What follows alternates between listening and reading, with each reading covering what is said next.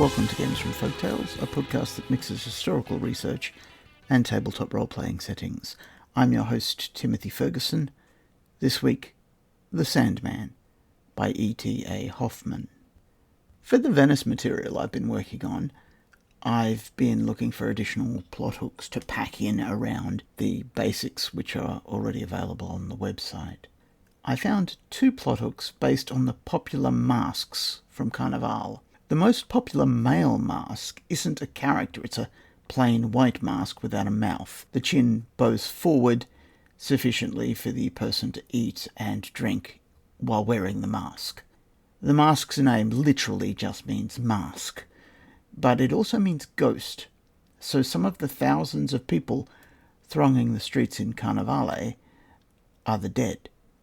The most popular female mask is small and black and also doesn't have a functioning mouth.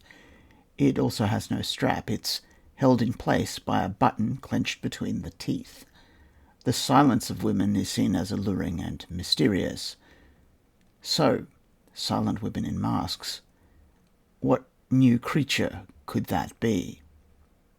On what started as an unrelated note, Queensland Ballet is putting on a localised version of Coppelia, and this is based on a Gothic story called The Sandman by E T A Hoffmann. His creatures are perfect, and as a side note, they bring along an older story of a fairy that steals the eyeballs of disobedient children to feed them to his young on the moon. You've heard of Hoffmann's work before. His story about a nutcracker and a mouse king is very popular around Christmas. The Sandman is just under 2 hours long. It's comprised of a series of letters, and in the past I'd have split this up into lots of different episodes. My podcasting plan now lets me stretch to the length of having a 2-hour episode, so let's just have it all together. I'd like to thank Thomas Copeland and his production team who released the following recording into the public domain through LibriVox. Statistics, of course, eventually. The Sandman, recording by Thomas Copeland. Note: The Sandman forms the first of a series of tales called The Night Pieces, and was published in 1817. Return to text. Nathaniel to Lothier. I know you are all very uneasy because I have not written for such a long time. Mother, to be sure, is angry, and Clara, I dare say, believes I am living here in riot and revelry, and quite forgetting my sweet angel, whose image is so deeply engraved upon my heart and mind. But that is not so. Daily and hourly do I think of you all, and my lovely Clara's form comes to gladden me in my dreams, and smiles upon me with her bright eyes, as graciously as she used to do in the days when I went in and out amongst you. Oh, how could I write to you in the distracted state of mind in which I have been, and which until now has quite bewildered me? A terrible thing has happened to me. Dark forebodings of some awful fate threatening me are spreading themselves out over my head like black clouds, impenetrable to every friendly ray of sunlight. I must now tell you what has taken place. I must. That I see well enough. But only to think upon it makes the wild laughter burst from my lips. Oh, my dear Lothair, what shall I say? To make you feel, if only in an inadequate way, that which happened to me a few days ago could thus really exercise such a hostile and disturbing influence upon my life. Oh, that you were here to see for yourself. But now you will, I suppose, take me for a superstitious ghost seer. In a word, the terrible thing which I have experienced, the fatal effect of which I in vain exert every effort to shake off, is simply that some days ago, namely on the 30th of October at 12 o'clock at noon, a dealer in weather glasses came into my room and wanted to sell me one of his wares. I bought nothing and threatened to kick him downstairs, whereupon he went away of his own accord. You will conclude that it can only be very peculiar relations intimately intertwined with my life, that can give significance to this event, and that it must be the person of this unfortunate hawker which has had such a very inimical effect upon me. And so it really is. I will summon up all my faculties in order to narrate to you, calmly and patiently, as much of the early days of my youth as will suffice to put matters before you, in such a way that your keen, sharp intellect may grasp everything clearly and distinctly, in bright and living pictures. Just as I am beginning, I hear you laugh, and Clara say, "What's all this childish nonsense about?" Well, laugh at me, laugh heartily at me, pray do. But, good God, my hair is standing on end, and I seem to be entreating you to laugh at me in the same sort of frantic despair in which Franz Moor entreated Daniel to laugh him to scorn. Note. See Schiller's Räuber, Act 5, Scene 1. Franz Moor, seeing that the failure of all his villainous schemes is inevitable, and that his own ruin is close upon him, is at length overwhelmed with the madness of despair, and unburdens the terrors of his conscience to the old servant Daniel, bidding him laugh him to scorn. Return to text. But to my story. Except at dinner, we, i.e., I and my brothers and sisters, saw but little of our father all day long. His business, no doubt, took up most of his time.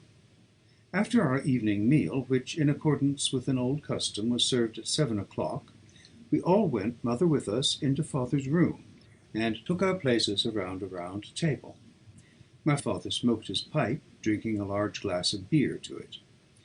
Often he told us many wonderful stories, and got so excited over them that his pipe always went out. I used then to light it for him with a spill, and this formed my chief amusement. Often again he would give us picture books to look at, whilst he sat silent and motionless in his easy-chair, puffing out such dense clouds of smoke that we were all, as it were, enveloped in mist.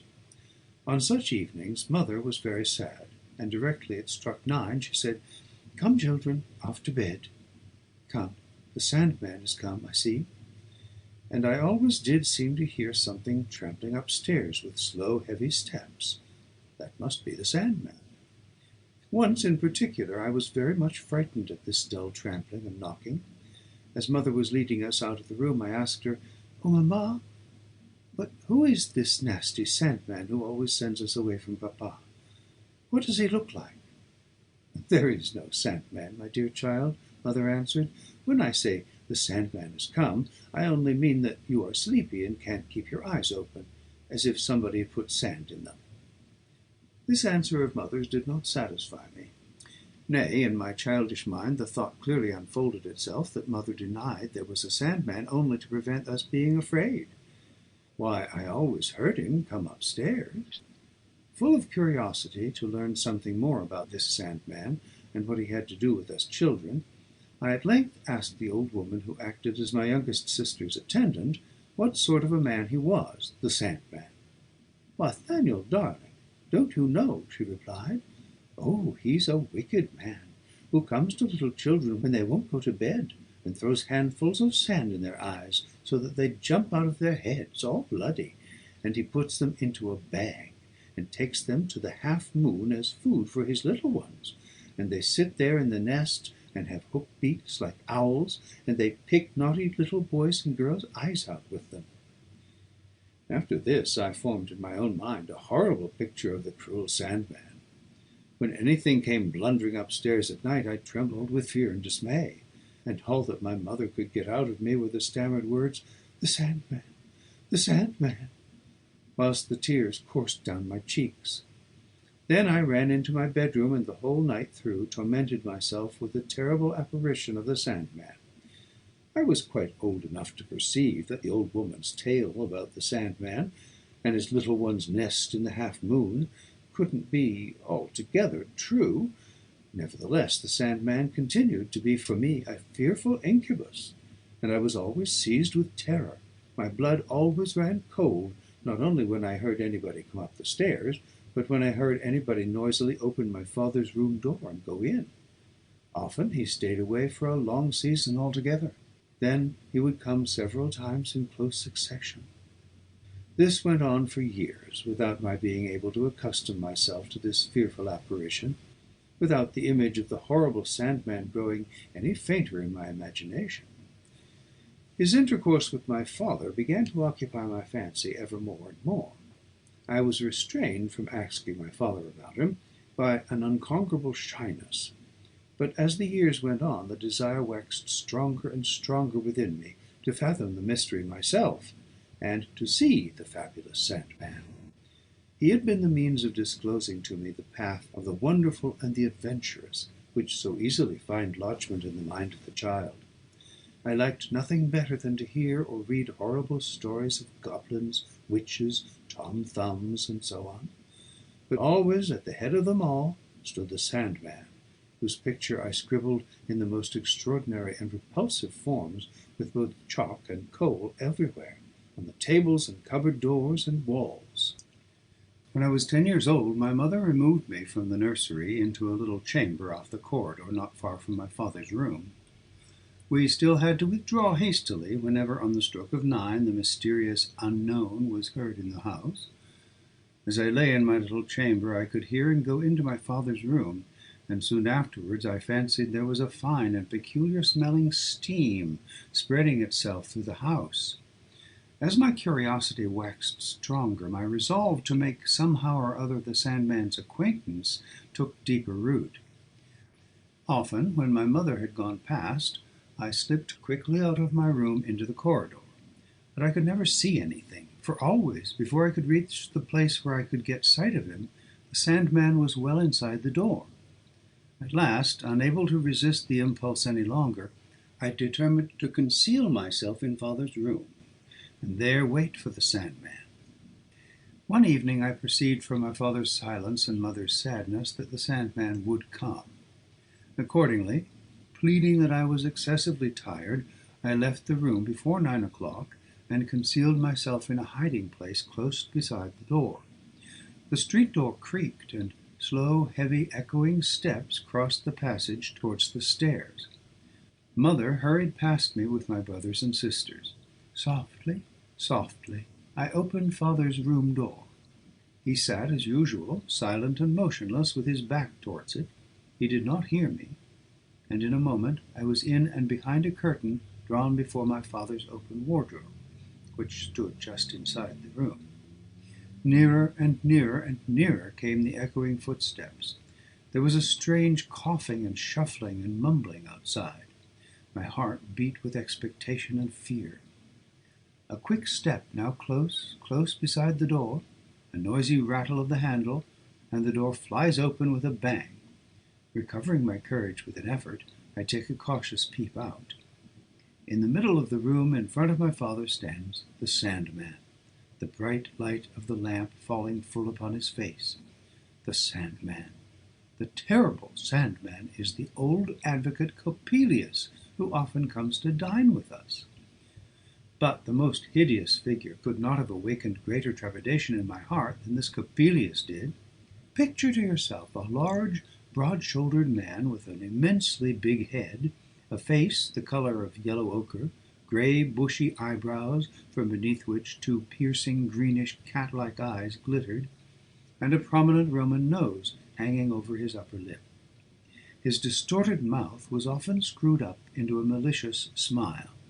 Then 2 dark red spots appeared on his cheeks, and a strange hissing noise proceeded from between his tightly clenched teeth. He always wore an ash-gray coat of an old-fashioned cut, a waistcoat of the same, and nether extremities to match, but black stockings and buckles set with stones on his shoes.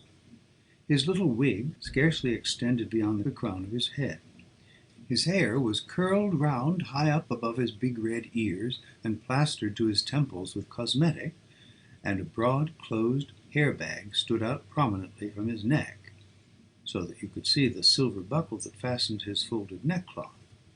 Altogether he was a most disagreeable and horribly ugly figure, but what we children detested most of all was his big, coarse, hairy hands.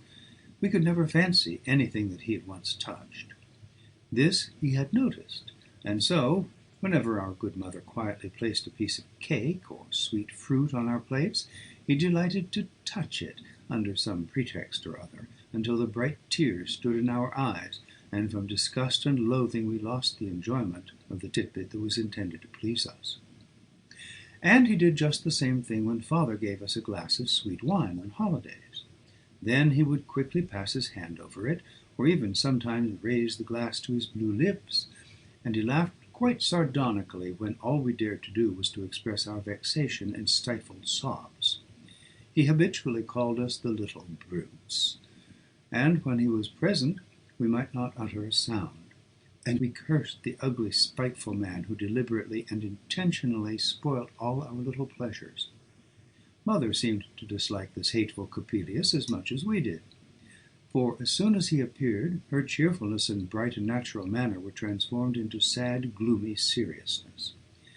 Father treated him as if he were a being of some higher race, whose ill manners were to be tolerated, whilst no efforts ought to be spared to keep him in good humour. He had only to give a slight hint, and his favourite dishes were cooked for him, and rare wine uncorked. As soon as I saw this Coppelius, therefore, the fearful and hideous thought arose in my mind that he, and he alone, must be the Sandman. But I no longer conceived of the Sandman as the bugbear in the old nurse's fable, who fetched children's eyes and took them to the half-moon as food for his little ones. No, but as an ugly, spectre-like fiend, bringing trouble and misery and ruin, both temporal and everlasting, everywhere wherever he appeared. I was spellbound on the spot. At the risk of being discovered, and, as I well enough knew, of being severely punished, I remained as I was, with my head thrust through the curtains, listening. My father received Coppelius in a ceremonious manner. "Come, to work!" cried the latter in a hoarse, snarling voice, throwing off his coat. Gloomily and silently my father took off his dressing-gown, and both put on long black smock-frocks. Where they took them from I forgot to notice. Father opened the folding doors of a cupboard in the wall, but I saw that what I had so long taken to be a cupboard was really a dark recess in which was a little hearth. Coppelius approached it, and a blue flame crackled upwards from it. Round about were all kinds of strange utensils. Good God, as my old father bent down over the fire, how different he looked! His gentle and venerable features seemed to be drawn up by some dreadful convulsive pain into an ugly, repulsive, satanic mask. He looked like Coppelius. Coppelius plied the red-hot tongs and drew bright glowing masses out of the thick smoke and began assiduously to hammer them. I fancied that there were men's faces visible round about, but without eyes, having ghastly deep black holes where the eyes should have been. "Eyes here, cried Coppelius in a hollow, sepulchral voice. My blood ran cold with horror. I screamed and tumbled out of my hiding-place into the floor. Coppelius immediately seized upon me. "You little brute! You little brute!" he bleated, grinding his teeth. Then, snatching me up, he threw me on the hearth, so that the flames began to singe my hair. "Now we've got eyes, a beautiful pair of children's eyes," he whispered, and thrusting his hands into the flames, he took out some red-hot grains and was about to strew them into my eyes. Then my father clasped his hands and entreated him, saying, Master, let my Nathaniel keep his eyes. Oh, do let him keep them." Coppelius laughed shrilly and replied, "Well, then, the boy may keep his eyes and whine and pule his way through the world. But we will now at any rate observe the mechanism of the hand and the foot." And therewith he roughly laid hold upon me, so that my joints cracked, and twisted my hands and my feet, pulling them now this way and now that. "That's not quite right altogether. It's better as it was. The old fellow knew what he was about." Thus lisped and hissed Coppelius, but all around me grew black and dark. A sudden convulsive pain shot through all my nerves and bones. I knew nothing more. I felt a soft, warm breath fanning my cheek. I awakened as if out of the sleep of death. My mother was bending over me. "Is the Sandman still there?" I stammered. "No, my dear child, he's been gone a long, long time. He'll not hurt you." Thus spoke my mother, as she kissed her recovered darling, and pressed him to her heart. But why should I tire you, my dear Lothair? Why do I dwell at such length on these details, when there's so much remains to be said? Enough. I was detected in my eavesdropping, and roughly handled by Coppelius. Fear and terror had brought on a violent fever, of which I lay ill several weeks. "Is the Sandman still there?" These were the first words I uttered on coming to myself again, the first sign of my recovery, of my safety. Thus, you see, I have only to relate to you the most terrible moment of my youth, for you to thoroughly understand that it must not be ascribed to the weakness of my eyesight if all that I see is colourless, but to the fact that a mysterious destiny has hung a dark veil of clouds about my life, which I shall perhaps only break through when I die. Coppelius did not show himself again.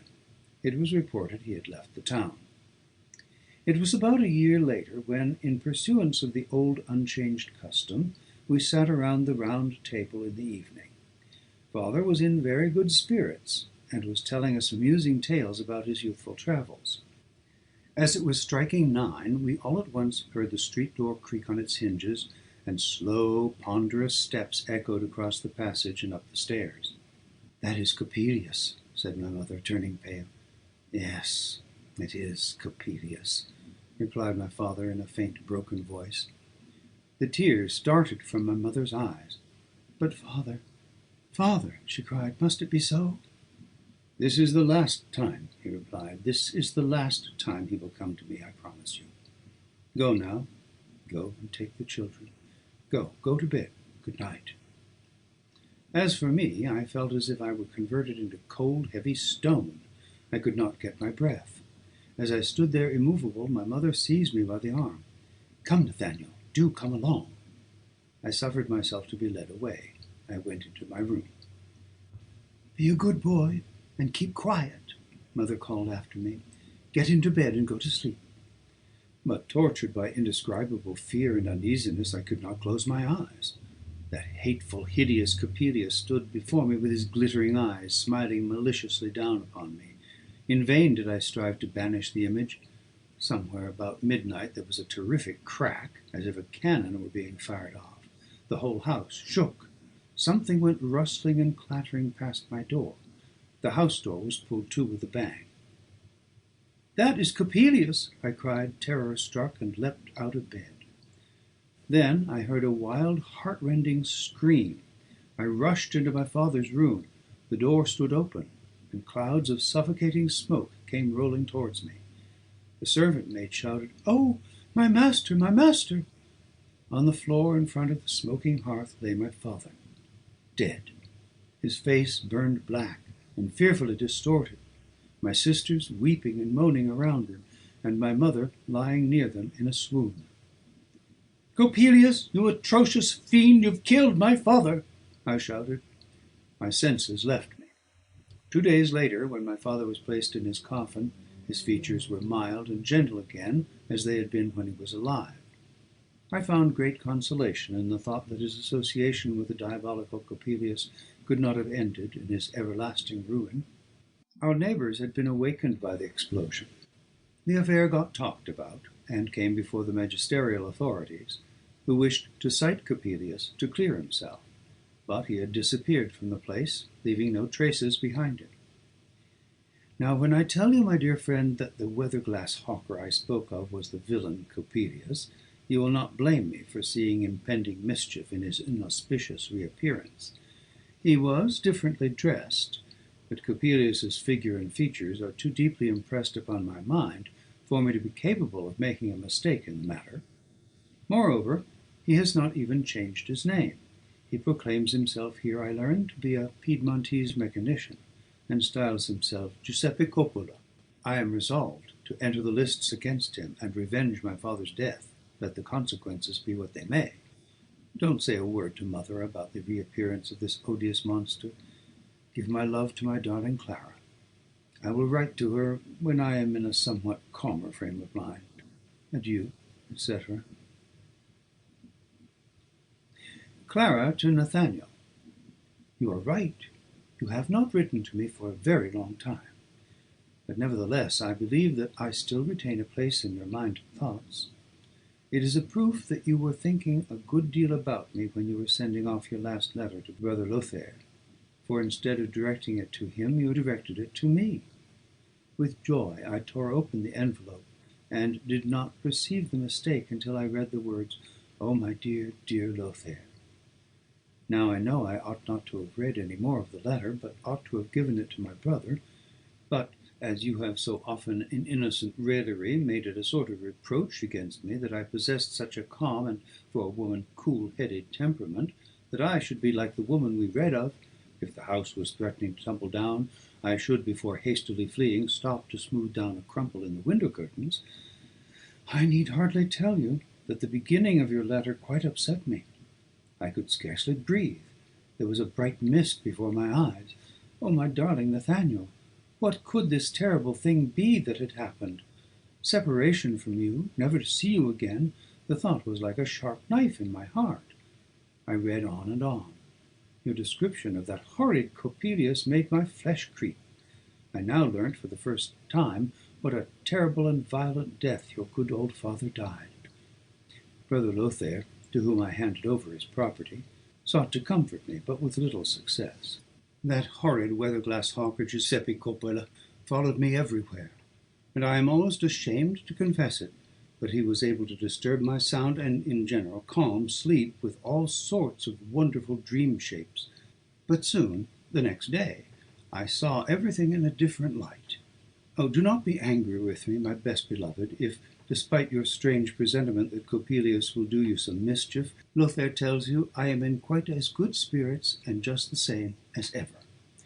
I will frankly confess, it seems to me that all that was fearsome and terrible, of which you speak, existed only in your own self, and that the real, true outer world had but little to do with it. I can quite admit that old Coppelius may have been highly obnoxious to you children, but your real detestation of him arose from the fact that he hated children.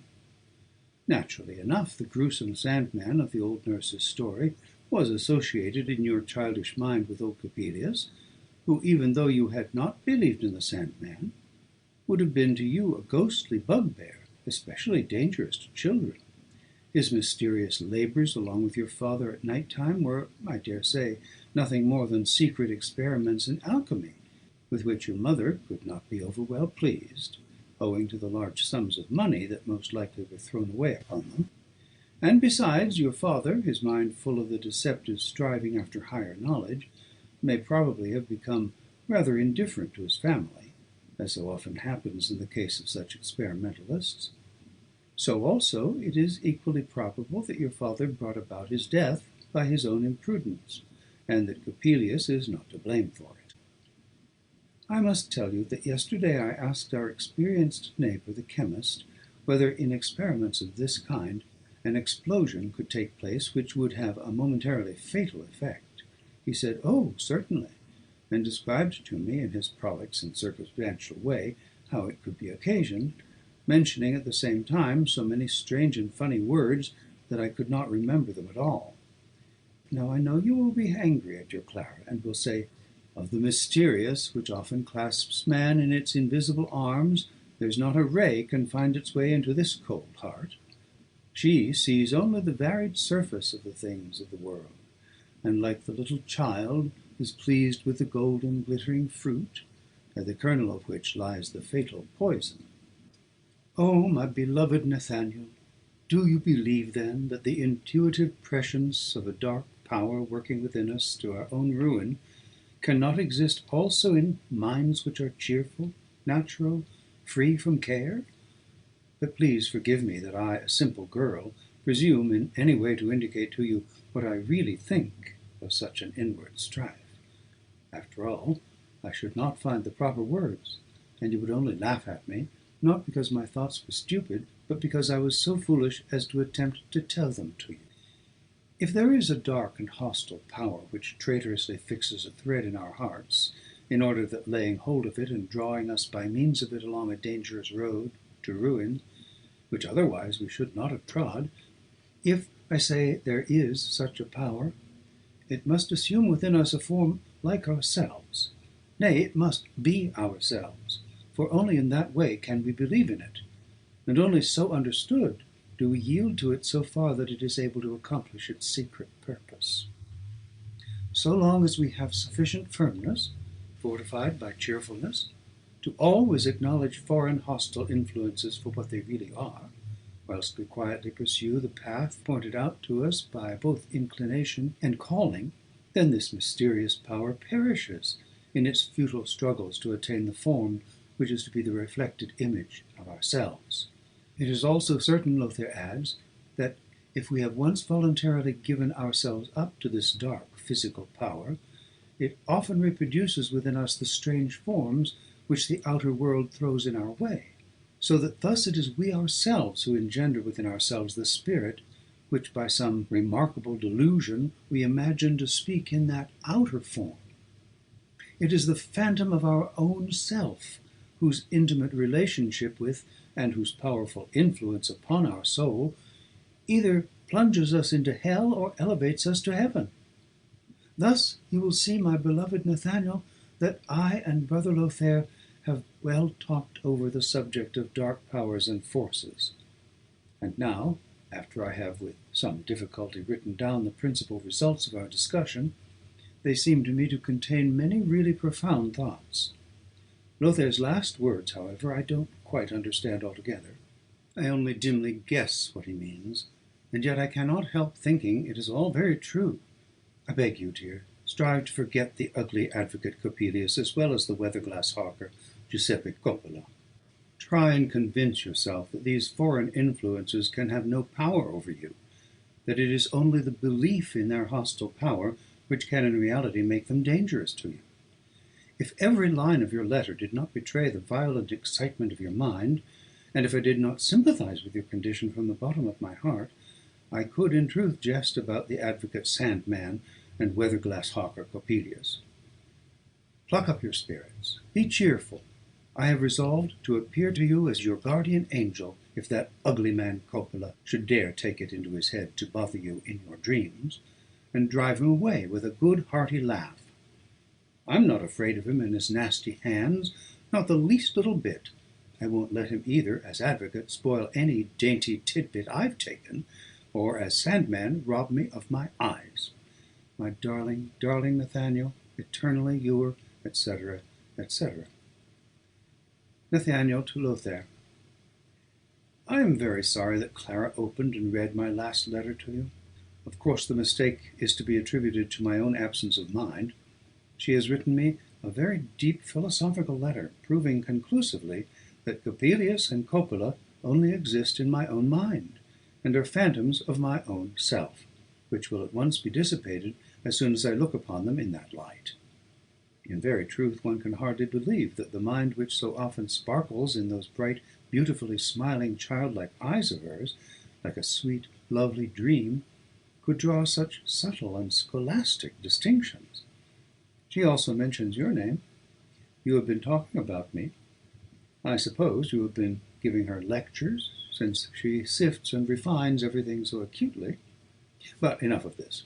I must now tell you it is most certain that the weather-glass hawker Giuseppe Coppola is not the advocate Coppelius. I am attending the lectures of our recently appointed professor of physics, who, like the distinguished naturalist, is called Spallanzani, and is of Italian origin. Note: Lazzaro Spallanzani, a celebrated anatomist and naturalist, 1729 to 1799, filled for several years the chair of natural history at Pavia, and traveled extensively for scientific purposes in Italy, Turkey, Sicily, Switzerland, etc. Return to text. He has known Coppola for many years, and it is also easy to tell from his accent that he really is a Piedmontese. Coppelius was a German, though no honest German, I fancy. Nevertheless, I am not quite satisfied. You and Clara will perhaps take me for a gloomy dreamer, but nohow can I get rid of the impression which Coppelius's cursed face made upon me. I am glad to learn from Spallanzani that he has left the town. This Professor Spallanzani is a very queer fish. He is a little fat man with prominent cheekbones, thin nose, projecting lips, and small piercing eyes. You cannot get a better picture of him than by turning over one of the Berlin pocket almanacs, note, or almanacs of the Muses, as they were also sometimes called, were periodicals, mostly yearly publications, containing all kinds of literary effusions, mostly, however, lyrical. They originated in the 18th century. Schiller, A. W. and F. Schlegel, Tieck and Chamisso, amongst others, conducted undertakings of this nature. Return to text. And looking at Cagliostro's portrait engraved by Chodowiecki, Palanzani looks just like him. Notes. Cagliostro. Joseph Balsamo, a Sicilian by birth, calling himself Count Cagliostro, one of the greatest impostors of modern times, lived during the latter part of the 18th century. See Carlyle's Miscellanies for an account of his life and character. Daniel Nicholas Chodowiecki, painter and engraver of Polish descent, was born at Danzig in 1726. For some years he was so popular an artist that few books were published in Prussia without plates or vignettes by him. The catalogue of his works is said to include 3,000 items. Return to text. Once lately, as I went up the steps to his house, I perceived that beside the curtain which generally covered a glass door there was a small chink. What it was that excited my curiosity I cannot explain, but I looked through. In the room I saw a female, tall, very slender, but of perfect proportions, and splendidly dressed, sitting at a little table, on which she had placed both her arms, her hands being folded together. She sat opposite the door, so that I could easily see her angelically beautiful face. She did not appear to notice me, and there was, moreover, a strangely fixed look about her eyes. I might almost say they appeared as if they had no power of vision. I thought she was sleeping with her eyes open. I felt quite uncomfortable, and so I slipped away quietly into the professor's lecture room, which was close at hand. Afterwards I learnt that the figure which I had seen was Palanzani's daughter, Olympia, whom he keeps locked in a most wicked and unaccountable way, and no man is ever allowed to come near her. Perhaps, however, there is, after all, something peculiar about her. Perhaps she is an idiot or something of that sort. But why am I telling you all this? I could have told you it all better and in more detail when I see you, for in a fortnight I shall be amongst you. I must see my dear sweet angel, my Clara, again. Then a little bit of ill temper, which I must confess took possession of me after her fearfully sensible letter, will be blown away. And that is the reason why I am not writing to her as well today, with all best wishes, etc. Nothing more strange and extraordinary can be imagined, gracious reader, than what happened to my poor friend the young student Nathaniel, and which I have undertaken to relate to you. Have you ever lived to experience anything that completely took possession of your heart and mind and thoughts to the utter exclusion of everything else? All was seething and boiling within you. Your blood, heated to fever pitch, leapt through your veins and inflamed your cheeks. Your gaze was so peculiar, as if seeking to grasp in empty space forms not seen of any other eye, and all your words ended in sighs betokening some mystery. Then your friends asked you, "What is the matter with you, my dear friend? What do you see?" And wishing to describe the inner pictures in all their vivid colours, with their lights and their shades, you in vain struggled to find words with which to express yourself. But you felt as if you must gather up all the events that had happened, wonderful, splendid, terrible, jocose, and awful, in the very first word, so that the whole might be revealed by a single electric discharge, so to speak. Yet every word and all that partook of the nature of communication by intelligible sounds seemed to be colourless, cold, and dead. Then you try, and try again, and stutter and stammer, whilst your friends' prosy questions strike like icy winds upon your heart's hot fire, until they extinguish it. But if, like a bold painter, you had first sketched, in a few audacious strokes, the outline of the picture you had in your soul, you would then easily have been able to deepen and intensify the colours one after the other, until the varied throng of living figures carried your friends away, and they, like you, saw themselves in the midst of the scene that had proceeded out of your own soul. Strictly speaking, indulgent reader, I must indeed confess to you, nobody has asked me for the history of young Nathaniel, but you are very well aware that I belong to that remarkable class of authors who, when they are bearing anything about in their minds in the manner I have just described, feel as if everybody who comes near them, and also the whole world to boot, were asking, "Oh, what is it? Oh, do tell us, my good sir." Hence, I was most powerfully impelled to narrate to you Nathaniel's ominous life. My soul was full of the elements of wonder and extraordinary peculiarity in it. But for this very reason, and because it was necessary in the very beginning to dispose you, indulgent reader, to bear with what is fantastic, and that is not a little thing, I racked my brains to find a way of commencing the story in a significant and original manner, calculated to arrest your attention. To begin with Once Upon a Time, the best beginning for a story, seemed to me too tame, with "In the small country town S lived," rather better, at any rate allowing plenty of room to work up to the climax. Or to plunge at once in medias res. "Go to the devil!" cried the student Nathaniel, his eyes blazing wildly with rage and fear, when the weather-glass hawker Giuseppe Coppola. Well, that is what I really had written, when I thought I detected something of the ridiculous in Nathaniel's wild glance, and the history is anything but laughable. I could not find any words which seemed fitted to reflect in even the feeblest degree the brightness of the colours of my mental vision. I determined not to begin at all. So I pray you, gracious reader, accept the 3 letters which my friend Lothair has been so kind as to communicate to me, as the outline of the picture, into which I will endeavour to introduce more and more colour as I proceed with my narrative.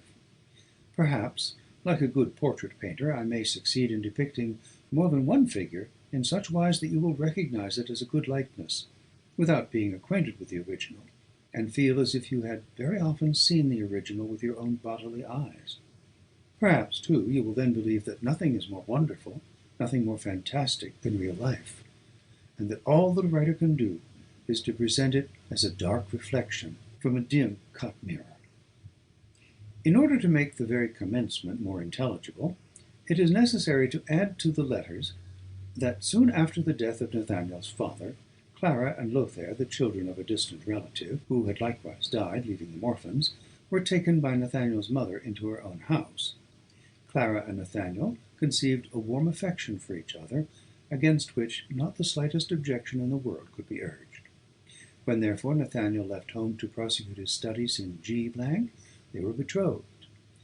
It is from G that his last letter is written, for he is attending the lectures of Spallanzani, the distinguished professor of physics.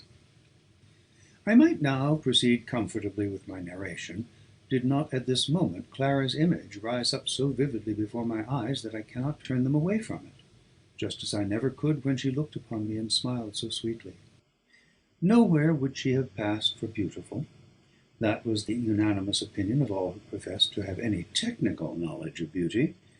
But whilst architects praised the pure proportions of her figure and form, painters averred that her neck, shoulders, and bosom were almost too chastely modelled, and yet, on the other hand, one and all were in love with her glorious Magdalen hair, and talked a good deal of nonsense about Battoni-like colouring.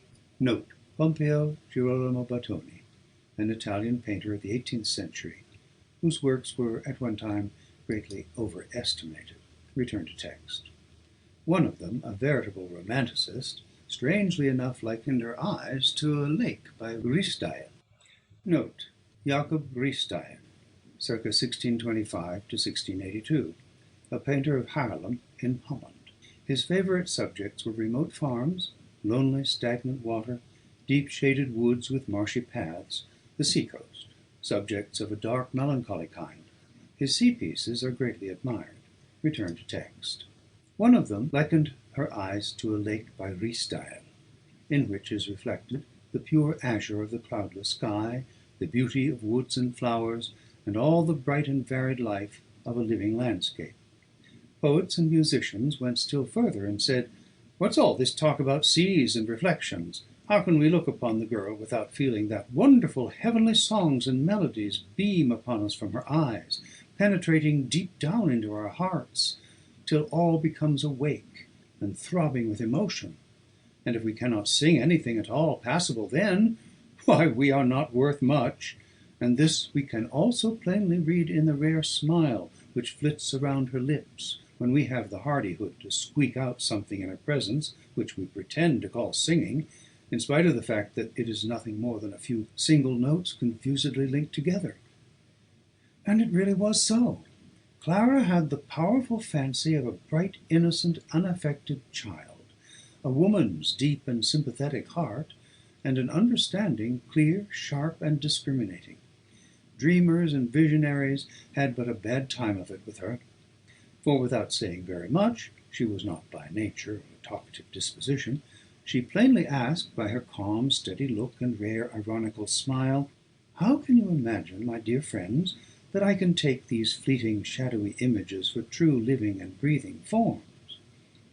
For this reason, many found fault with her as being cold, prosaic, and devoid of feeling. Others, however, who had reached a clearer and deeper conception of life, were extremely fond of the intelligent, childlike, large-hearted girl. But none had such an affection for her as Nathaniel, who was a zealous and cheerful cultivator of the fields of science and art. Clara clung to her lover with all her heart. The first clouds she encountered in life were when he had to separate from her. With what delight did she fly into his arms, when, as he had promised in his last letter to Lothair, he really came back to his native town and entered his mother's room.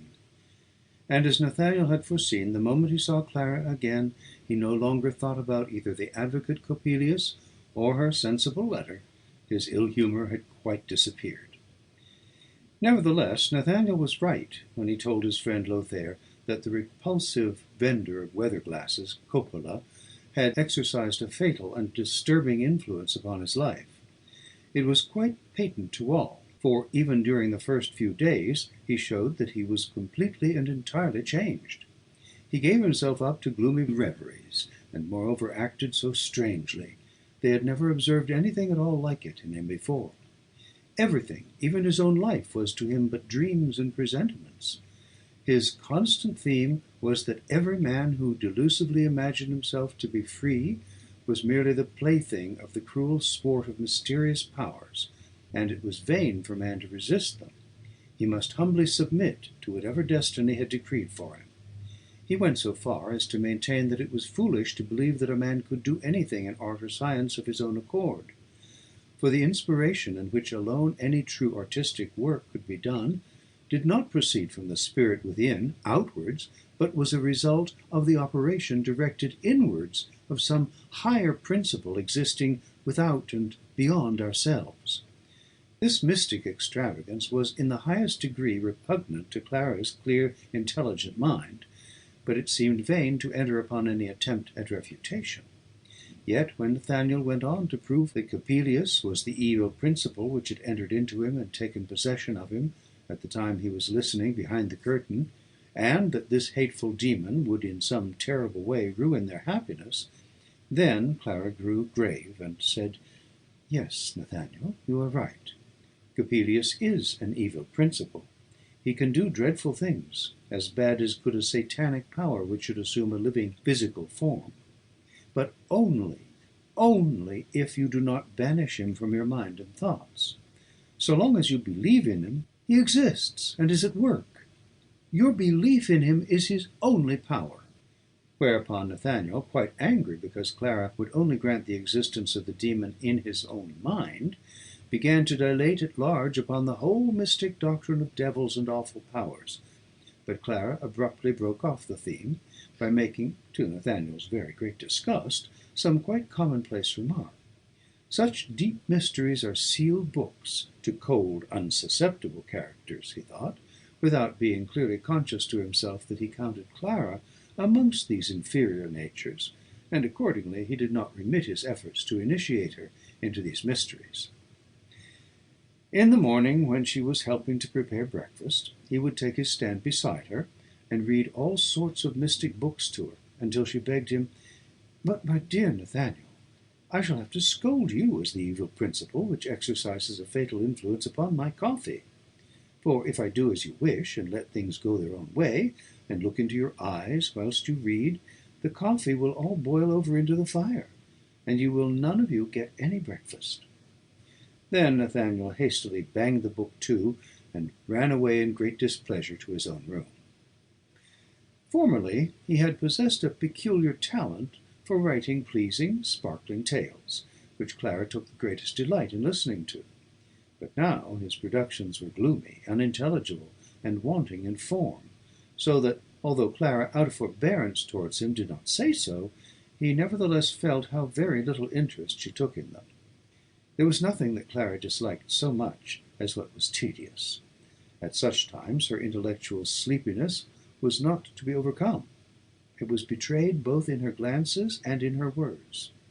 Nathaniel's effusions were, in truth, exceedingly tedious. His ill humour at Clara's cold prosaic temperament continued to increase. Clara could not conceal her distaste of his dark, gloomy, wearying mysticism, and thus both began to be more and more estranged from each other without exactly being aware of it themselves. The image of the ugly Coppelius had, as Nathaniel was obliged to confess to himself, faded considerably in his fancy, and it often cost him great pains to present him in vivid colours in his literary efforts, in which he played the part of the ghoul of destiny. At length it entered into his head to make his dismal presentiment that Coppelius would ruin his happiness the subject of a poem. He made himself and Clara, united by true love, the central figures, but represented a black hand as being from time to time thrust into their life, and plucking out a joy that had blossomed for them. At length, as they were standing at the altar, the terrible Coppelius appeared and touched Clara's lovely eyes, which leapt into Nathaniel's own bosom, burning and hissing like bloody sparks. Then Coppelius laid hold upon him, and hurled him into a blazing circle of fire, which spun round with the speed of a whirlwind, and storming and blustering dashed away with him. The fearful noise it made was like a furious hurricane lashing the foaming sea waves until they rise up like black, white-headed giants in the midst of the raging struggle. But through the midst of the savage fury of the tempest he heard Clara's voice calling, "Can you not see me, dear? Coppelius has deceived you. They were not my eyes which burned so in your bosom. They were fiery drops of your own heart's blood. Look at me. I have got my own eyes still." Nathaniel thought, "Yes, that is Clara, and I am hers forever." Then this thought laid a powerful grasp upon the fiery circle, so that it stood still, and the riotous turmoil died away, rumbling down a dark abyss. Nathaniel looked into Clara's eyes, but it was death whose gaze rested so kindly upon him. Whilst Nathaniel was writing this work, he was very quiet and sober-minded. He filed and polished every line, and as he had chosen to submit himself to the limitations of metre, he did not rest until all was pure and musical. When, however, he had at length finished it, and read it aloud to himself, he was seized with horror and awful dread, and he screamed, "Whose hideous voice is this?" But he soon came to see in it again nothing beyond a very successful poem, and he confidently believed it would enkindle Clara's cold temperament, though to what end she should be thus aroused was not quite clear to his own mind, nor yet what would be the real purpose served by tormenting her with these dreadful pictures, which prophesied a terrible and ruinous end to her affection. Nathaniel and Clara sat in his mother's little garden. Clara was bright and cheerful, since for 3 entire days her lover, who had been busy writing his poem, had not teased her with his dreams or forebodings. Nathaniel, too, spoke in a gay and vivacious way of things of merry import, as he formerly used to do, so that Clara said, "Ah, now I have you again. We have driven away that ugly Coppelius, you see." Then it suddenly occurred to him that he had got the poem in his pocket, which he wished to read to her. He at once took out the manuscript and began to read. Clara, anticipating something tedious, as usual, prepared to submit to the infliction, and calmly resumed her knitting. But as the sombre clouds rose up darker and darker, she let her knitting fall on her lap, and sat with her eyes fixed in a set stare upon Nathaniel's face. He was quite carried away by his own work. The fire of enthusiasm coloured his cheeks a deep red, and tears started from his eyes. At length he concluded, groaning and showing great lassitude. Grasping Clara's hand, he sighed as if he were being utterly melted in inconsolable grief. "Oh, Clara, Clara!" She drew him softly to her heart, and said in a low but very grave and impressive tone, "Nathaniel, my darling Nathaniel, throw that foolish, senseless, stupid thing into the fire." Then Nathaniel leapt indignantly to his feet, crying, as he pushed Clara from him, "You damned lifeless automaton!" and rushed away. Clara was cut to the heart and wept bitterly. "Oh, he has never loved me, or he does not understand me," she sobbed. Lothair entered the arbour. Clara was obliged to tell him all that had taken place. He was passionately fond of his sister, and every word of her complaint fell like a spark upon his heart, so that the displeasure which he had long entertained against his dreamy friend Nathaniel was kindled into furious anger. He hastened to find Nathaniel and upbraided him in harsh words for his irrational behaviour towards his beloved sister. The fiery Nathaniel answered him in the same style. "A fantastic, crack-brained fool," was retaliated with, "a miserable, common, everyday sort of fellow." A meeting was the inevitable consequence. They agreed to meet on the following morning behind the garden wall, and fight, according to the custom of the students of the place, with sharp rapiers. They went about silent and gloomy. Clara had both heard and seen the violent quarrel, and also observed the fencing master bring the rapiers in the dusk of the evening. She had a presentiment of what was to happen. They both appeared at the appointed place, wrapped up in the same gloomy silence, and threw off their coats. Their eyes flaming with the bloodthirsty light of pugnacity, they were about to begin their contest, when Clara burst through the garden door. Sobbing, she screamed, "You savage, terrible men! Cut me down before you attack each other. For how can I live when my lover has slain my brother, or my brother slain my lover?" Lothair let his weapon fall, and gazed silently upon the ground, whilst Nathaniel's heart was rent with sorrow, and all the affection which he had felt for his lovely Clara in the happiest days of her golden youth was awakened within him. His murderous weapon, too, fell from his hand. "Oh, can you ever forgive me, my only, my dearly loved Clara? Can you, my dear brother Lothair, also forgive me?" Lothair was touched by his friend's great distress. The three young people embraced each other amidst endless tears, and swore never again to break their bond of love and fidelity. Nathaniel felt as if a heavy burden that had been weighing him down to the earth was now rolled from off him. Nay, as if by offering resistance to the dark power which had possessed him, he had rescued his own self from the ruin which had threatened him. 3 happy days he now spent amidst the loved ones, and then returned to G , where he had still a year to stay before settling down in his native town for life. Everything having reference to Coppelius had been concealed from the mother, for they knew she could not think of him without horror, since she, as well as Nathaniel, believed him to be guilty of causing her husband's death. When Nathaniel came to the house where he lived, he was greatly astonished to find it burnt down to the ground, so that nothing but the bare outer walls were left standing amidst a heap of ruins. Although the fire had broken out in the laboratory of the chemist who lived on the ground floor, and had therefore spread upwards, some of Nathaniel's bold, active friends had succeeded in time in forcing a way into his room in the upper story, and saving his books and manuscripts and instruments. They had carried them all uninjured into another house, where they engaged a room for him. This he now at once took possession of. That he lived opposite Professor Spallanzani did not strike him particularly, nor did it occur to him as anything more singular that he could, as he observed by looking out of his window, see straight into the room where Olympia often sat alone. Her figure he could plainly distinguish, although her features were uncertain and confused. It did at length occur to him, however, that she remained for hours together in the same position in which he had first discovered her through the glass door, sitting at a little table without any occupation whatever, and it was evident that she was constantly gazing across in his direction. He could not but confess to himself that he had never seen a finer figure. However, with Clara mistress of his heart, he remained perfectly unaffected by Olympia's stiffness and apathy, and it was only occasionally that he sent a fugitive glance over his compendium across to her. That was all. He was writing to Clara. A light tap came at the door.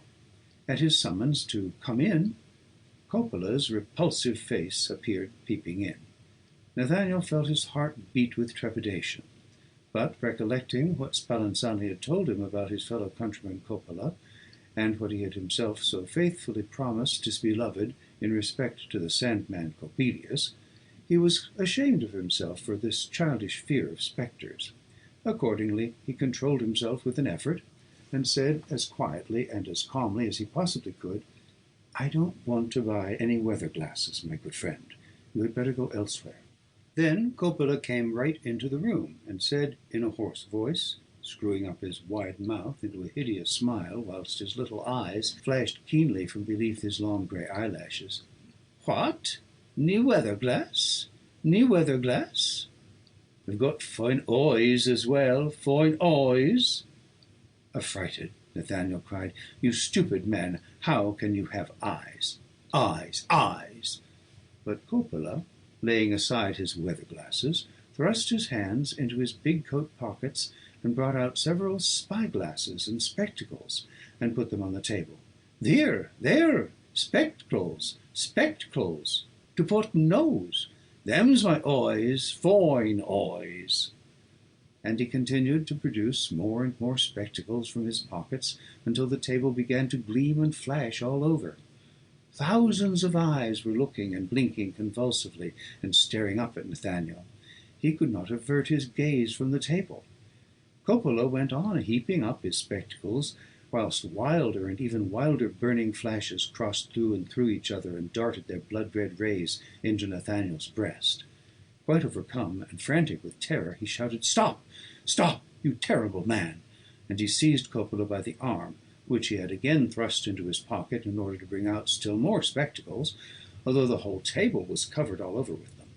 With a harsh, disagreeable laugh, Coppola gently freed himself, and with the words, "So, when done, well, here fine glass," he swept all his spectacles together and put them back into his coat pockets, whilst from a breast pocket he produced a great number of larger and smaller perspectives. As soon as the spectacles were gone, Nathaniel recovered his equanimity again, and bending his thoughts upon Clara, he clearly discerned that the gruesome incubus had proceeded only from himself, as also that Coppola was a right honest mechanician and optician, and far from being Coppelius's dreaded double and ghost. And then, besides, none of the glasses which Coppola now placed on the table had anything at all singular about them, at least nothing so weird as the spectacles. So, in order to square accounts with himself, Nathaniel now really determined to buy something of the man. He took up a small, very beautifully cut pocket perspective, and by way of proving it, looked through the window. Never before in his life had he had a glass in his hands that brought out things so clearly and sharply and distinctly. Involuntarily he directed the glass upon Spallanzani's room. Olympia sat at the little table as usual, her arms laid upon it and her hands folded. Now he saw for the first time the regular and exquisite beauty of her features. The eyes, however, seemed to him to have a singular look of fixity and lifelessness. But as he continued to look closer and more carefully through the glass, he fancied a light like humid moonbeams came into them. It seemed as if their power of vision was now being enkindled. Their glances shone with ever-increasing vivacity. Nathaniel remained standing at the window as if glued to the spot by a wizard's spell, his gaze riveted unchangeably upon the divinely beautiful Olympia. A coughing and shuffling of the feet awakened him out of his enchaining dream, as it were. Coppola stood behind him. "Tre zecchini," 3 ducats. Nathaniel had completely forgotten the optician.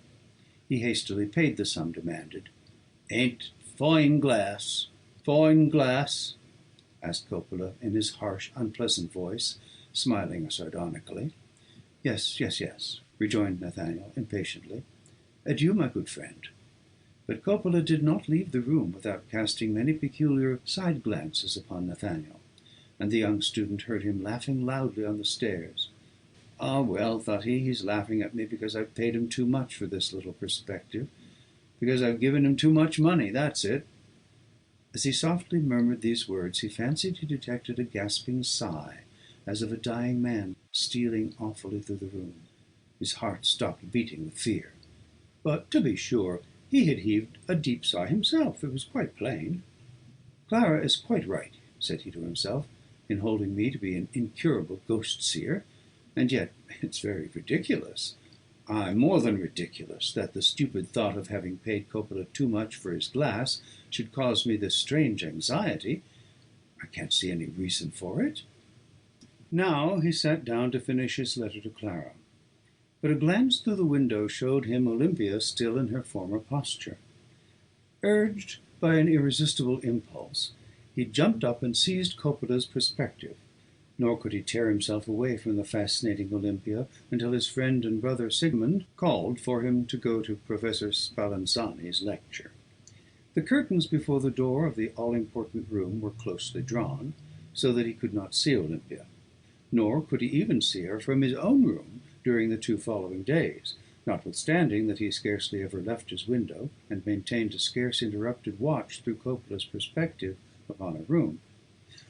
On the 3rd day, curtains even were drawn across the window. Plunged into the depths of despair, goaded by longing and ardent desire, he hurried outside the walls of the town. Olympia's image hovered about his path in the air, and stepped forth out of the bushes, and peeped up at him with large and lustrous eyes from the bright surface of the brook. Clara's image was completely faded from his mind. He had no thoughts except for Olympia. He uttered his love plaints aloud, and in a lachrymose tone. "Oh, my glorious, noble star of love! Have you only risen to vanish again, and leave me in the darkness and hopelessness of night?"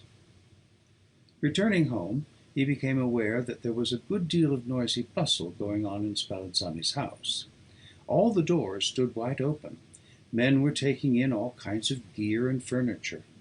The windows of the first floor were all lifted off their hinges.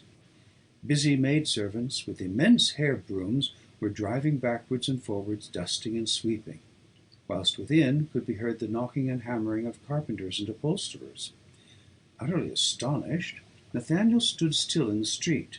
Then Sigmund joined him, laughing, and said, "Well, what do you say to our old Spallanzani?" Nathaniel assured him that he could not say anything, since he knew not what it all meant. To his great astonishment, he could hear, however, that they were turning the quiet, gloomy house almost inside out with their dusting and cleaning and making of alterations. Then he learned from Sigmund that Spallanzani intended giving a great concert and ball on the following day, and that half the university was invited. It was generally reported that Spallanzani was going to let his daughter Olympia, whom he had so long so jealously guarded from every eye, make her first appearance. Nathaniel received an invitation. At the appointed hour, when the carriages were rolling up and the lights were gleaming brightly in the decorated halls, he went across to the professor's, his heart beating high with expectation. The company was both numerous and brilliant. Olympia was richly and tastefully dressed. One could not but admire her figure, and the regular beauty of her features. The striking inward curve of her back, as well as the wasp-like smallness of her waist, appeared to be the result of too tight lacing. There was something stiff and measured in her gait and bearing that made an unfavourable impression upon many. It was ascribed to the constraint imposed upon her by the company. The concert began. Olympia played on the piano with great skill, and sang as skilfully an aria di bravura in a voice which was, if anything, almost too sharp, but clear as glass bells. Nathaniel was transported with delight.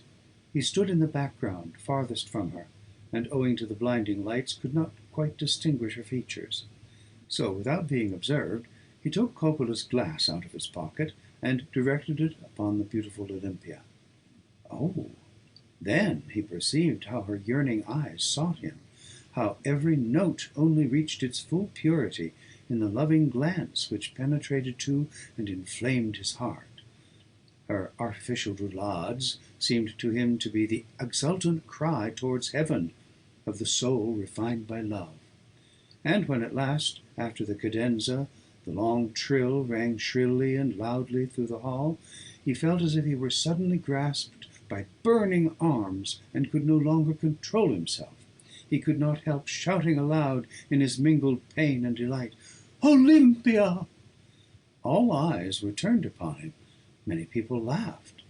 The face of the cathedral organist wore a still more gloomy look than it had done before, but all he said was, "Very well." The concert came to an end, and the ball began. Oh, to dance with her, with her! That was now the aim of all Nathaniel's wishes, of all his desires. But how should he have courage to request her, the queen of the ball, to grant him the honour of a dance? And yet he couldn't tell how it came about. Just as the dance began, he found himself standing close beside her, nobody having as yet asked her to be his partner. So, with some difficulty stammering out a few words, he grasped her hand. It was cold as ice. He shook with an awful frosty shiver. But, fixing his eyes upon her face, he saw that her glance was beaming upon him with love and longing, and at the same moment he thought that the pulse began to beat in her cold hand, and the warm life-blood to course through her veins. And passion burned more intensely in his own heart also. He threw his arm round her beautiful waist and whirled her round the hall. He had always thought that he kept good and accurate time in dancing, but from the perfectly rhythmical evenness with which Olympia danced, and which frequently put him quite out, he perceived how very faulty his own time really was. Notwithstanding, he would not dance with any other lady, and everybody else who approached Olympia to call upon her for a dance, he would have liked to kill on the spot. This, however, only happened twice. To his astonishment, Olympia remained after this without a partner, and he failed not on each occasion to take her out again. If Nathaniel had been able to see anything else except the beautiful Olympia, there would inevitably have been a good deal of unpleasant quarrelling and strife, for it was evident that Olympia was the object of the smothered laughter, only with difficulty suppressed, which was heard in various corners amongst the young people, and they followed her with very curious looks, but nobody knew for what reason. Nathaniel, excited by dancing and the plentiful supply of wine he had consumed, had laid aside the shyness which at other times characterized him. He sat beside Olympia, her hand in his own, and declared his love enthusiastically and passionately, in words which neither of them understood, neither he nor Olympia. And yet she perhaps did, for she sat with her eyes fixed unchangeably upon his, sighing repeatedly, "Ah, ah, ah."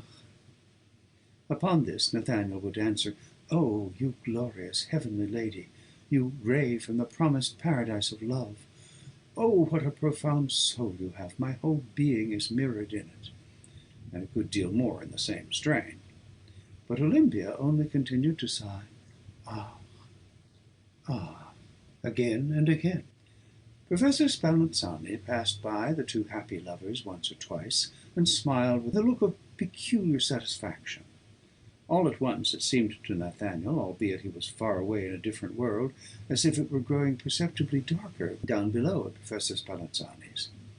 He looked about him, and to his very great alarm became aware that there were only 2 lights left burning in the hall, and they were on the point of going out. The music and dancing had long ago ceased. "We must part, part," he cried, wildly and despairingly. He kissed Olympia's hand. He bent down to her mouth, but ice-cold lips met his burning ones.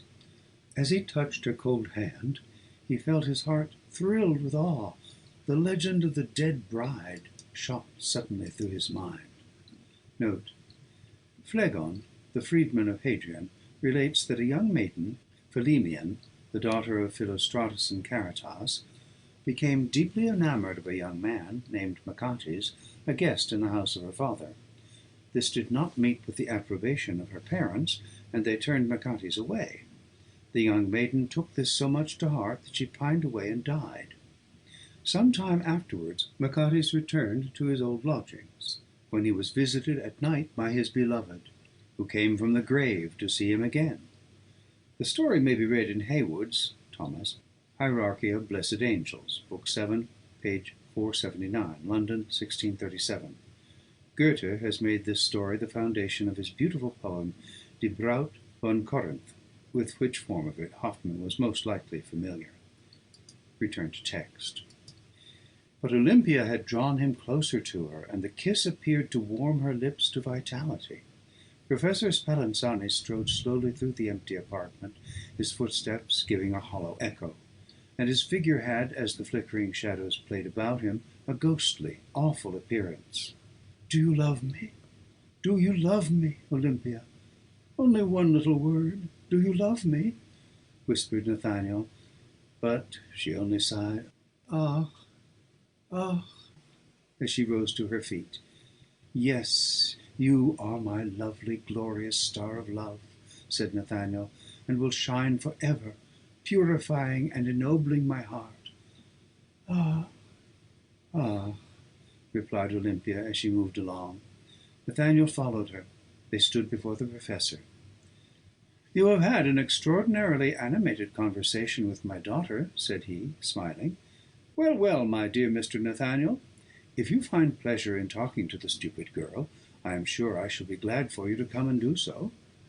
Nathaniel took his leave, his heart singing and leaping in a perfect delirium of happiness. During the next few days, Spallanzani's ball was the general topic of conversation.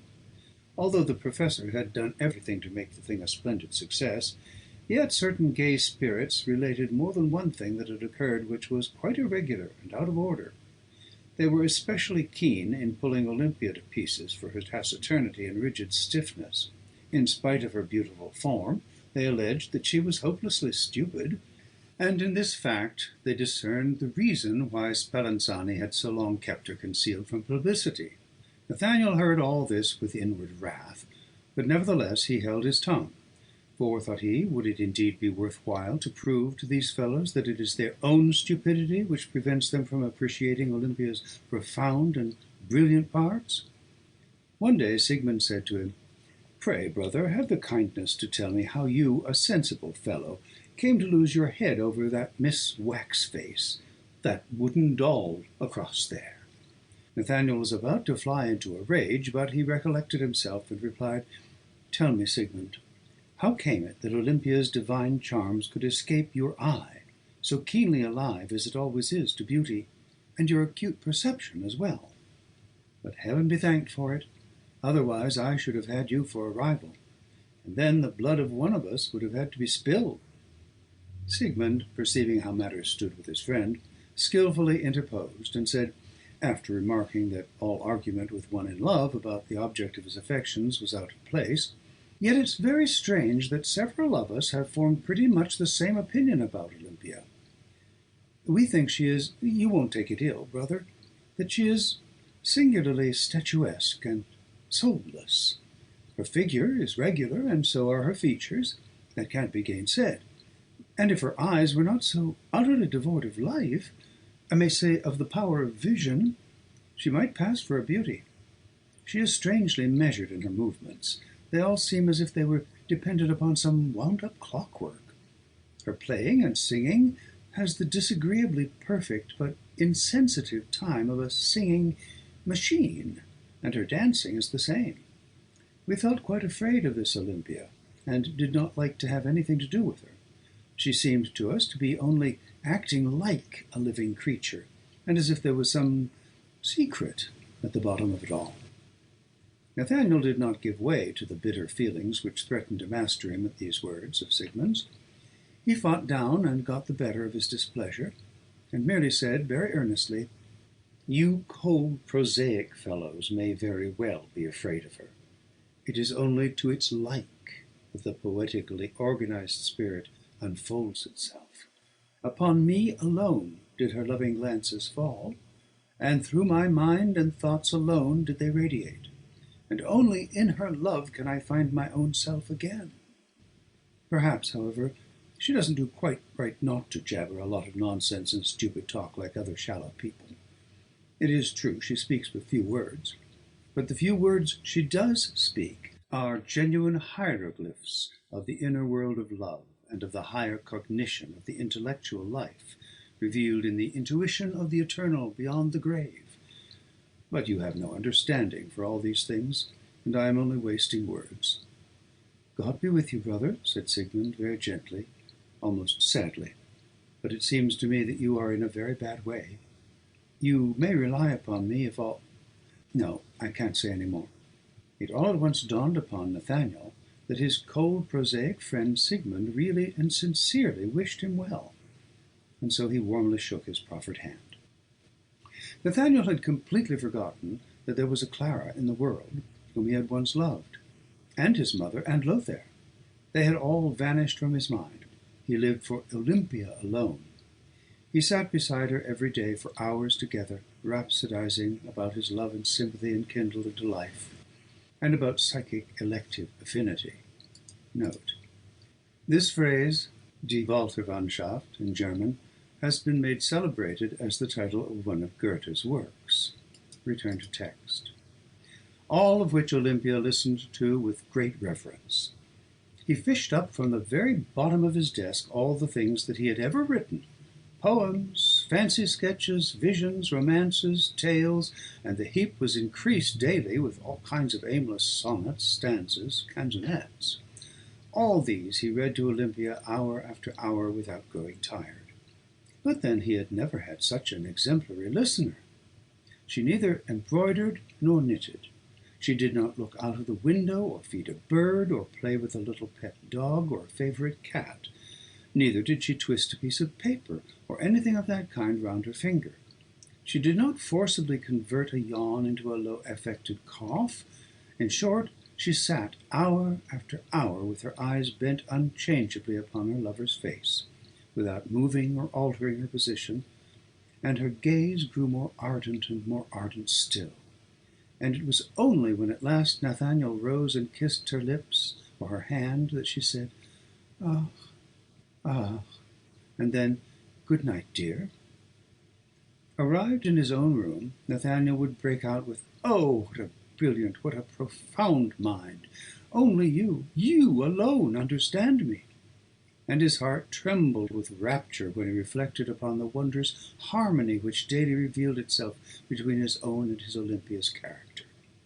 For he fancied that she had expressed in respect to his works and his poetic genius the identical sentiments which he himself cherished deep down in his own heart in respect to the same, and even as if it was his own heart's voice speaking to him. And it must indeed have been so, for Olympia never uttered any other words than those already mentioned. And when Nathaniel himself, in his clear and sober moments, as, for instance, directly after waking in a morning, thought about her utter passivity and taciturnity, he only said, "What are words but words? The glance of her heavenly eyes says more than any tongue on earth. And how can anyway a child of heaven accustom herself to the narrow circle which the exigencies of a wretched mundane life demand?" Professor Spallanzani appeared to be greatly pleased at the intimacy that had sprung up between his daughter Olympia and Nathaniel, and showed the young man many unmistakable proofs of his good feeling towards him. And when Nathaniel ventured at length to hint very delicately at an alliance with Olympia, the professor smiled all over his face at once, and said he should allow his daughter to make a perfectly free choice. Encouraged by these words, and with the fire of desire burning in his heart, Nathaniel resolved the very next day to implore Olympia to tell him frankly in plain words what he had long read in her sweet loving glances, that she would be his forever. He looked for the ring which his mother had given him at parting. He would present it to Olympia as a symbol of his devotion, and of the happy life he was to lead with her from that time onwards. Whilst looking for it, he came across his letters from Clara and Lothair. He threw them carelessly aside, found the ring, put it in his pocket, and ran across to Olympia. Whilst still on the stairs, in the entrance passage, he heard an extraordinary hubbub. The noise seemed to proceed from Spallanzani's study, There was a stamping, a rattling, pushing, knocking against the door, with curses and oaths intermingled. "Leave hold! Leave hold! You monster! You rascal! Staked your life and honour upon it. Ha, ha, ha, ha! That was not our wager. I made the eyes. I, the clockwork. Go to the devil with your clockwork, you damned dog of a watchmaker. Be off, Satan! Stop, you paltry turner, you infernal beast! Stop! Begone! Let me go!" The voices which were thus making all this racket and rumpus were those of Spallanzani and the fearsome Coppelius. Nathaniel rushed in, impelled by some nameless dread. The professor was grasping a female figure by the shoulders. The Italian Coppola held her by the feet, and they were pulling and dragging each other backwards and forwards, fighting furiously to get possession of her. Nathaniel recoiled with horror on recognizing that the figure was Olympia. Boiling with rage, he was about to tear his beloved from the grasp of the madmen, when Coppola, by an extraordinary exertion of strength, twisted the figure out of the professor's hands, and gave him such a terrible blow with her that he reeled backwards, and fell over the table all amongst the vials and retorts, the bottles and glass cylinders which covered it. All these things were smashed into 1,000 pieces, but Coppola threw the figure across his shoulder, and, laughing shrilly and horribly, ran hastily down the stairs, the figure's ugly feet hanging down and banging and rattling like wood against the steps. Nathaniel was stupefied. He had seen only too distinctly that in Olympia's pallid waxed face there were no eyes, merely black holes in their stead. She was an inanimate puppet. Spallanzani was rolling on the floor. The pieces of glass had cut his head and breast and arm. The blood was escaping from him in streams, but he gathered his strength together by an effort. "After him! After him! What do you stand staring there for? Coppelius, Coppelius, he's stolen my best automaton, at which I've worked for 20 years, staked my life upon it. The clockwork, speech, movement, mine. Your eyes? Stolen your eyes? Damn him! Curse him! After him! Fetch me back Olympia. There are the eyes." And now Nathaniel saw a pair of bloody eyes lying on the floor staring at him. Spallanzani seized them with his uninjured hand and threw them at him, so that they hit his breast. Then madness dug her burning talons into him and swept down into his heart, rending his mind and thoughts to shreds. "Aha! Aha! Aha! Fire wheel, spin round, fire wheel, merrily, merrily! Aha! Wooden doll, spin round, pretty wooden doll!" And he threw himself upon the professor, clutching him fast by the throat. He would certainly have strangled him had not several people, attracted by the noise, rushed in and torn away the madman, and so they saved the professor, whose wounds were immediately dressed. Sigmund, with all his strength, was not able to subdue the frantic lunatic, who continued to scream in a dreadful way, "Spin round, wooden doll!" and to strike out right and left with his doubled fists.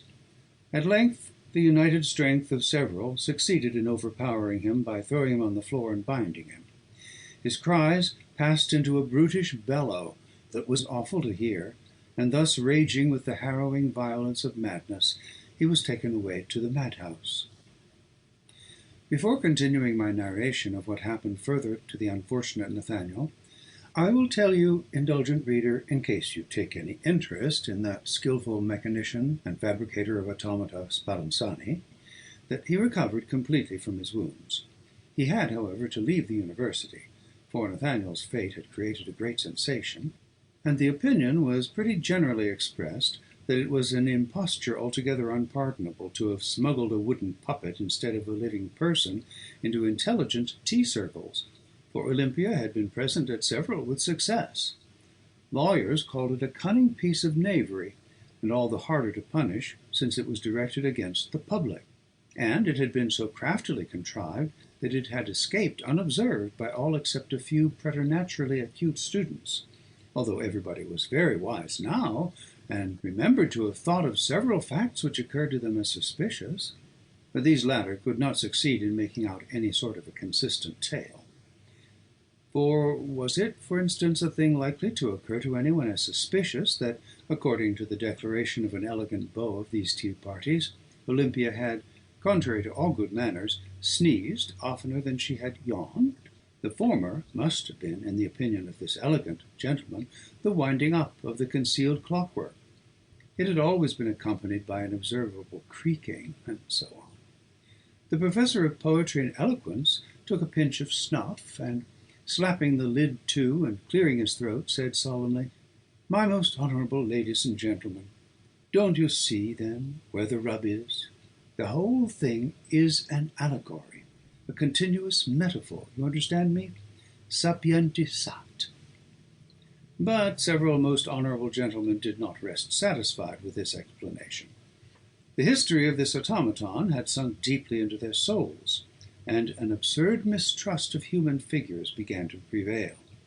Several lovers, in order to be fully convinced that they were not paying court to a wooden puppet, required that their mistress should sing and dance a little out of time, should embroider or knit or play with her little pug, etc., when being read to, but above all things else, that she should do something more than merely listen, that she should frequently speak in such a way as to really show that her words presupposed as a condition some thinking and feeling. The bonds of love were in many cases drawn closer in consequence, and so, of course, became more engaging. In other instances they gradually relaxed and fell away. "I cannot really be made responsible for it," was the remark of more than one young gallant. At the tea gatherings, everybody, in order to ward off suspicion, yawned to an incredible extent and never sneezed. Spallanzani was obliged, as has been said, to leave the place, in order to escape a criminal charge of having fraudulently imposed an automaton upon human society. Coppola, too, had also disappeared. When Nathaniel awoke, he felt as if he had been oppressed by a terrible nightmare. He opened his eyes and experienced an indescribable sensation of mental comfort, whilst a soft and most beautiful sensation of warmth pervaded his body. He lay on his own bed in his own room at home. Clara was bending over him, and at a little distance stood his mother and Lothair. At last! Oh, my darling Nathaniel! Now we have you again. Now you are cured of your grievous illness. Now you are mine again." And Clara's words came from the depths of her heart, and she clasped him in her arms. The bright scalding tears streamed from his eyes. He was so overcome with mingled feelings of sorrow and delight, and he gasped forth, "My Clara! My Clara!" Sigmund, who had staunchly stood by his friend in his hour of need, now came into the room. Nathaniel gave him his hand. "My faithful brother, you have not deserted me." Every trace of insanity had left him, and in the tender hands of his mother and his beloved and his friends, he quickly recovered his strength again. Good fortune had in the meantime visited the house. A niggardly old uncle, from whom they had never expected to get anything, had died, and left Nathaniel's mother not only a considerable fortune, but also a small estate, pleasantly situated not far from the town. There they resolved to go and live, Nathaniel and his mother and Clara, to whom he was now to be married, and Lothair. Nathaniel was become gentler and more childlike than he had ever been before, and now began really to understand Clara's supremely pure and noble character. None of them ever reminded him, even in the remotest degree, of the past. But when Sigmund took leave of him, he said, "By heaven, brother, I was in a bad way, but an angel came just at the right moment and led me back upon the path of light. Yes, it was Clara."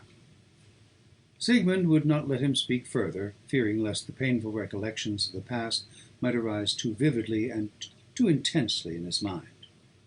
The time came for the four happy people to move to their little property. At noon they were going through the streets. After making several purchases, they found that the lofty tower of the town-house was throwing its giant shadows across the market-place. "Come," said Clara, "let us go up to the top once more and have a look at the distant hills." No sooner said than done. Both of them, Nathaniel and Clara, went up the tower. Their mother, however, went on with the servant girl to her new home, and Lothair, not feeling inclined to climb up all the many steps, waited below. There the two lovers stood arm in arm on the topmost gallery of the tower, and gazed out into the sweet-scented wooded landscape, beyond which the blue hills rose up like a giant's city. "Oh, do look at that strange little grey bush! It looks as if it were actually walking towards us," said Clara. Mechanically he put his hand into his side-pocket. He found Coppola's perspective, and looked for the bush.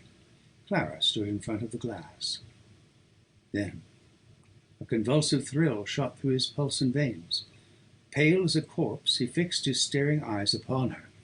But soon they began to roll, and a fiery current flashed and sparkled in them, and he yelled fearfully like a hunted animal. Leaping up high in the air and laughing horribly at the same time, he began to shout with a piercing voice, "Spin round, wooden doll! Spin round, wooden doll!" With the strength of a giant he laid hold upon Clara and tried to hurl her over, but in an agony of despair she clutched fast hold of the railing that went round the gallery. Lothair heard the madman raging, and Clara's scream of terror. A fearful presentiment flashed across his mind. He ran up the steps. The door of the second flight was locked. Clara's scream for help rang out more loudly. Mad with rage and fear, he threw himself against the door, which at length gave way. Clara's cries were growing fainter and fainter. "Help! Save me! Save me!" And her voice died away in the air. "She is killed! Murdered by that madman!" shouted Lothair. The door to the gallery was also locked. Despair gave him the strength of a giant. He burst the door off its hinges. Good God! There was Clara in the grasp of the madman Nathaniel, hanging over the gallery in the air. She only held to the iron bar with one hand. Quick as lightning, Lothair seized his sister and pulled her back, at the same time dealing the madman a blow in the face with his doubled fist, which sent him reeling backwards, forcing him to let go his victim. Lothair ran down with his insensible sister in his arms. She was saved. But Nathaniel ran round and round the gallery, leaping up in the air and shouting, "Spin round, fire wheel! Spin round, fire wheel!"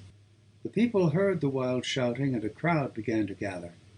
In the midst of them towered the advocate Coppelius like a giant. He had only just arrived in the town, and had gone straight to the marketplace.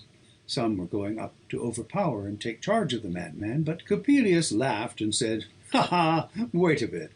He'll come down of his own accord." And he stood gazing upwards along with the rest.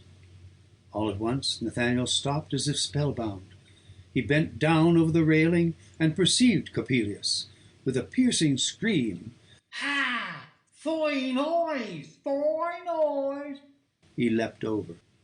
When Nathaniel lay on the stone pavement with a broken head, Coppelius had disappeared in the crush and confusion. Several years afterwards it was reported that outside the door of a pretty country house in a remote district, Clara had been sitting hand in hand with a pleasant gentleman, whilst two bright boys were playing at her feet. From this it may be concluded that she eventually found that quiet domestic happiness which her cheerful, blithesome character required, and which Nathaniel, with his tempest-tossed soul, could never have been able to give her.